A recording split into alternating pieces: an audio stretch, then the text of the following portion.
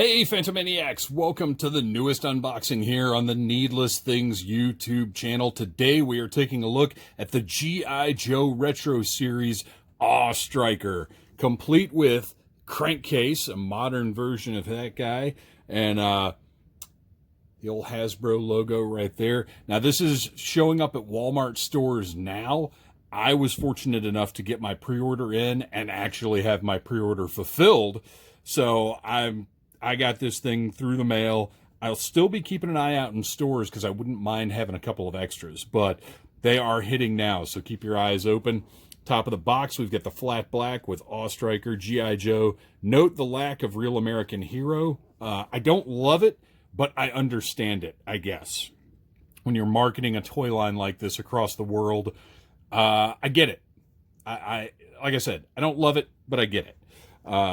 Take a look, and we've got some product shots on the other sides of the box. Very nice. And then on the back of the box, another great product shot with some feature pics going on here.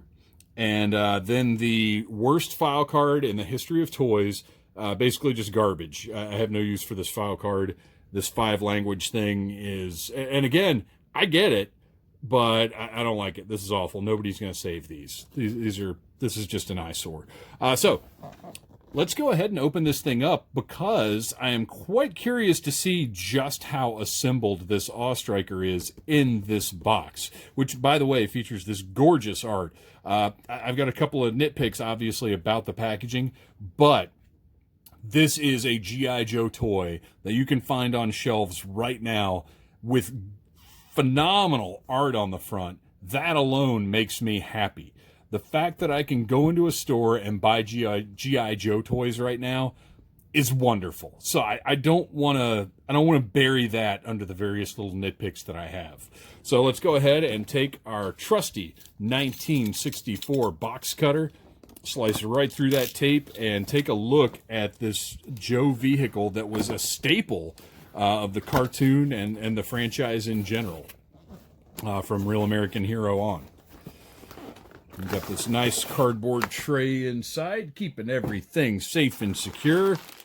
Bunches of bags of stuff, and yeah, it is more assembled than I would care for it to be. But at the same time, we're making a video here, and you guys do not want to watch me assemble every single little part of an Awe Striker the way that they used to come. All right, let's take out Crankcase here and take a look at him first. Not really very reminiscent of Crankcase at all. The original figure, not a bad figure by any means, but it just doesn't really look anything like Crankcase. I like his helmet. I love the detailing of the straps here. Very cool. Nice touch. Great head sculpt. Like, this is a cool looking character. I like him. I like the green shirt and the khaki pants. Like, he's got a good look. Like I said, just not Crankcase. Ooh, don't drop that. Let's get that helmet back on here. So yeah, he's great. He looks cool. I like the separate piece here for the web gear.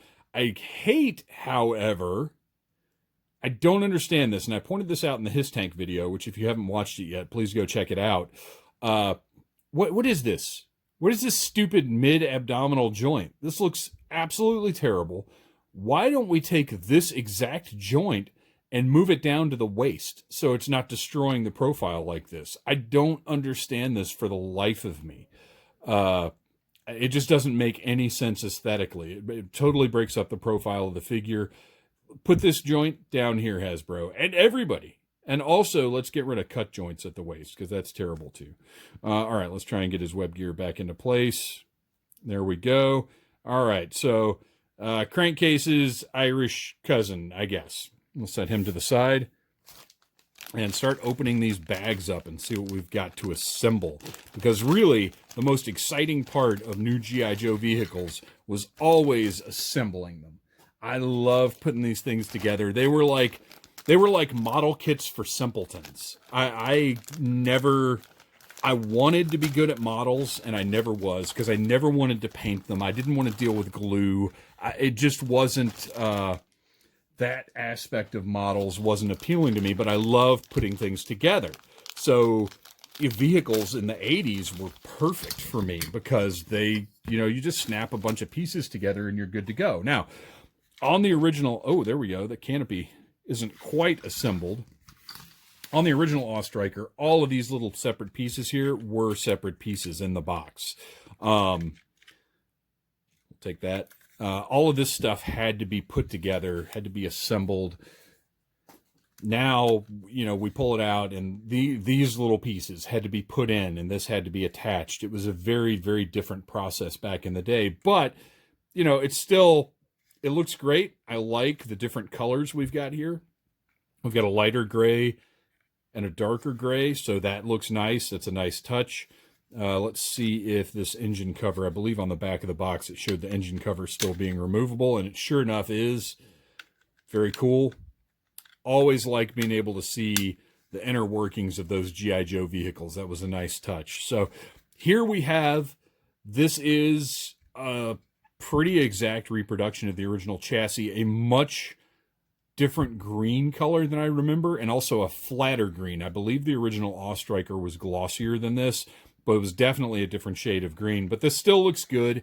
I like it. A little more of a drab green would be cool, but I do prefer this to the recent, or more recent, because it probably came out 10 years ago, gray Awe-Striker that got released. I don't know if it's been 10 years, but the last one I picked up was basically this color of gray, and I want my Awe-Striker to be green. So let's put that aside for right now. We've got the roll bar, canopy, whatever you call this part here. Got all the wheels, tires. We have a stand for crankcase. It's got the 2 pegs on it. I never understood the 1 peg stands that Hasbro did for 25th anniversary for a while. So 2 peg stand is the way to go. And it actually says his name, Crankcase, as opposed to the His driver that said Cobra Trooper for some reason. So great stand. Happy to have that. Let's bust out our last little baggie that has the instructions and the stickers. And I'll go ahead and tell you right now, don't worry, I'm not going to sit here and put the stickers on this thing for this video, because nobody wants to watch that. There's a little piece of paper that all Hasbro products come with now for some reason. We've got our sticker sheet. Looks great. Let's turn that over the right way. Got the GI Joe, United States. And this is an important thing to remember here, is as far as the stickers go. So I mentioned, it bothers me that the box doesn't say Real American Hero, and it does, but the stickers, the toys never said Real American Hero. It was always just GI Joe with the bars on there. So the toy itself is unaffected by the lack of Real American Hero. So that's something to sort of keep in mind, especially if you're going to open this stuff and put it together like I do. That box is going in the trash, so what it says isn't totally 100% important. We've got our directions on one side, our sticker applications on the other side. So let's set those directions down and put this thing together. According to these wheels should snap on first. So we're just going to pop those on. They're 4 identical wheels, so you don't have to worry about which one goes where or anything like that. And I do like, this is still 2 pieces. I would love rubber wheels, but I understand that maybe that's aiming a little too high. But at least we do have 2 separate pieces of plastic here. And the original Awe-Striker did not have rubber wheels, so that, don't get confused about that. Pop these back ones on here. And what I love about this vehicle is it actually has suspension. That was such a great feature and a big deal back in the day, is to actually have that suspension. So it felt more like an all-terrain type vehicle. Really great touch. Next, let's mount the top piece that I've given up on trying to call a proper name. These should just snap into place here. And then, easy enough, got a couple of pegs that slot into place in the middle. And then the back, same deal there, only they've got little, gotta get this all done at the same time here so nothing gets out of place. Those should pop into place. And there we go. All right.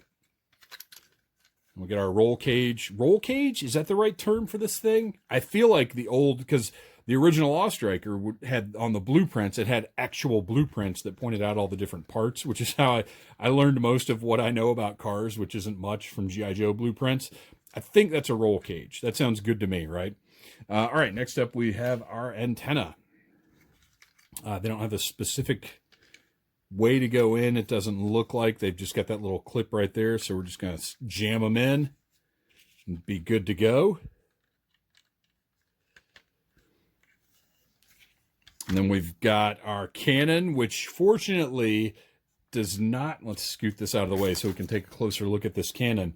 No projectiles, no little button to push to shoot a rocket out of the front. This is like the old school Awe-Striker cannon that's just there for your imagination to fire. I prefer this. I never liked launching projectiles in my toys. I just didn't, because when you've got something as cool as this little vehicle. Oh, no, this is, oh, okay, it does still move. I was afraid this was just a solid piece, but it still moves up and down. And then finally, we've got, oh, now this is interesting. Where is this supposed to plug in? Oh, okay. We've got our, I guess, viewfinder for aiming the cannon is my guess as to what this is. Again, if we had the full blueprints, then I could explain this a little better. But I'm just going to, ooh, I don't like the way that bends. That hose doesn't like bending that way, but that's what we got. So my guess is that this is an automated cannon, and this is the little rangefinder for it. So the co-pilot sits right over here, uses this thing to aim, and then this automatically aims, because obviously nobody's standing on top of the engine to fire this cannon. This looks great. I love it. Honestly, I think the green is even growing on me a little bit as I've got it in hand a bit more, because it's still a military green, but it does stand out and make this look a little cooler. I'm a big fan of this vehicle, you guys. I think you should keep an eye out. It's $25 if you can find it at Walmart, and when you consider the fact that the figures are going for $13 each right now, you're basically paying about $12 for this vehicle. Now, maybe a little bit more, since this figure does not come with all the accessories the other retro figures do, but still, this is very cool. I don't know that I could be any happier with this Awe-Striker. Might be a little bit of a struggle to get. There we go. Can we get his hands on the wheel easily enough? Which, by the way, that wheel turns. It doesn't control the direction of the front wheels, but that's okay. I don't need that. Look at that. Hands went right on the wheel. He's a little snug in there, you guys, because these figures are a little bit bigger than the original Joes, but still looks pretty good. I'm happy with this. I'm going to put it on the shelf. I'm going to put those stickers on, not while I'm filming. And I'm going to be happy that I've got a brand new Awe-Striker from a GI Joe line that is currently in stores available to buy. You guys, thanks for watching this video. Please check out Audible Interlude, a GI Joe podcast, available wherever you get your podcasts the first Monday of every month. And like, subscribe, share this video, and stay tuned for more unboxing toy reviews here on the Needless Things YouTube channel. Yo, Joe!